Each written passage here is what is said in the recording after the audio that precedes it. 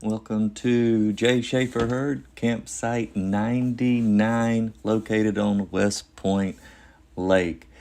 It is on a point here, so it does get windy.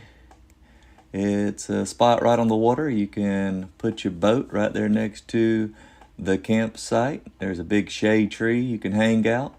They do have 30 amp and 50 amp. But if it does rain, this campsite is downhill, so all the water runs right into this campsite. As you can see here, as I'm walking around on water. But overall, for the price, it's a good stay.